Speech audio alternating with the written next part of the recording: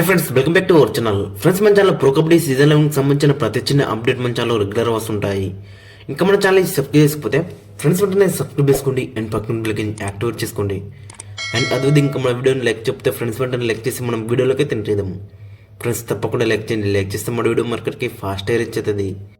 ఇక మన తెలుగు టైటన్స్ మాత్రం చాలా విధ్వంసం సృష్టిస్తుంది. అక్కడ బెంగాల్ వారియర్స్తో జరిగిన మ్యాచ్లో మరి అక్కడ 2 పాయింట్ల తేడాతోనైతే గెలిచింది. సో దాంతో అయితే మరి టేబుల్లో టాప్ 1కి అయితే దూసుకెళ్ళింది. ఇక లాస్ట్ మ్యాచ్ సేమ్ స్కోర్ కదా, అక్కడ యూ ముంబై 29, తెలుగు టైటన్స్ 31. మరి ఈ మ్యాచ్ కూడా అక్కడ Bengal warriors 29 and Telugu Titans 31. So ఓవరాల్గా చూసుకుంటే మరి చాలా కోఇన్సిడెంట్స్ అయితే మనకైతే కనబడుతుంది. మరి 2 మ్యాచ్లో కూడా స్కోర్ కార్డ్స్ అయితే.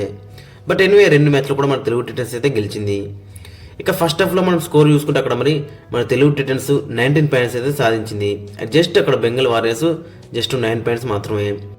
చాలా వన్ సైడ్ డామినేషన్తో అక్కడ మరి బెంగాల్ వారియర్స్ పైన మనోళ్ళు అయితే విడిచికపడ్డారని చెప్పుకోవచ్చు. అటు డిఫెన్స్తో పాటు ఇటు రైడింగ్లో కూడా మనోళ్ళు అయితే మంచిగా రాణించలు.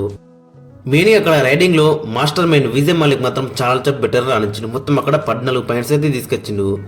బట్ అక్కడ లెఫ్ట్ కార్నర్లో బెంగాల్ వారియర్స్ లెఫ్ట్ కార్నర్లో అక్కడ ఫజల్ అట్రాచర్ ఉండడం ఒకటి మరి మొత్తం అక్కడ ఎక్కువ రైడ్స్ మరి విజయ్ మాలిక్ చేసినా చెప్పుకోవచ్చు.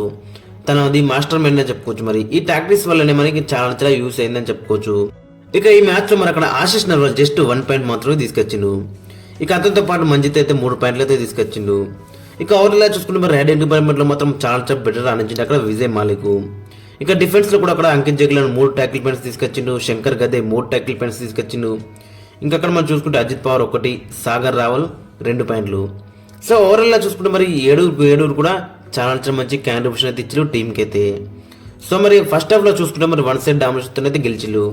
బట్ సెకండ్ హాఫ్లో లాస్ట్ 10 మినిట్స్లో మనల్ని అయితే కొంచెం డిసప్పాయింట్ చేసిలని చెప్పుకోవచ్చు. ఎందుకంటే అక్కడ బెంగాల్ వారియర్స్కి 2 many పాయింట్స్ అయితే లీక్ చేసిల్లు మరి లాస్ట్ 10 మినిట్స్లో సెకండ్ హాఫ్లో. బట్ ఎనివే మ్యాచ్ అయితే గెలిచిందని చెప్పుకోవచ్చు.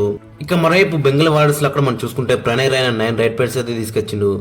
ఇక అతనితో పాటు Nitin Kumar 2 points and Vishwas 4 points అయితే తీసుకొచ్చిండు.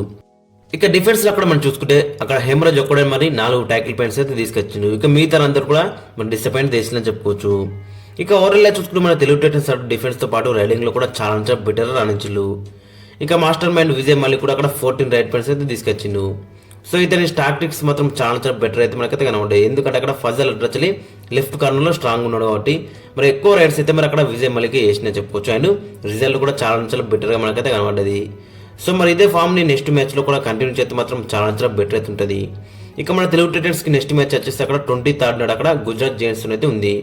సో ఆ మ్యాచ్ కూడా మరి ఇదే కంటిన్యూ చేస్తే మాత్రం చాలా బెటర్ అయితే ఉంటుంది. ఫ్రెండ్స్, అక్కడ మరి పవన్ సర్వంత్ లేకున్నా అని 3 మ్యాచ్ అయితే గెలిచిందని చెప్పుకోవచ్చు. అక్కడ మరి ఫస్ట్ మ్యాచ్ అక్కడ హర్యానా స్టీలర్స్, సెకండ్ అక్కడ యూ ముంబై అండ్ ఇప్పుడు బెంగాల్ వారియర్స్. సో పవన్ సర్వంత్ లేకున్నా అని మన వాళ్ళు మాత్రం చాలా బెటర్ రాణిస్తున్నారు. ఇంకా అదేవిధంగా ప్రస్తుతం అక్కడ మనం చూసుకుంటే మన తెలుగు టైటన్స్ టేబుల్లోనే టాప్ 1 అవుతుంది. సో కాబట్టి మరి ఇదే ఫామ్ కంటిన్యూ చేస్తే మాత్రం చాలా బెటర్ అయితే ఉంటుంది. ఫ్రెండ్స్, మరి మీ యొక్క ఒపీనియన్ అయితే కింద కామెంట్స్లో అయితే మెన్షన్ చేయండి. మరి ఈ మ్యాచ్ గురించి మీరేమనుకున్నారు?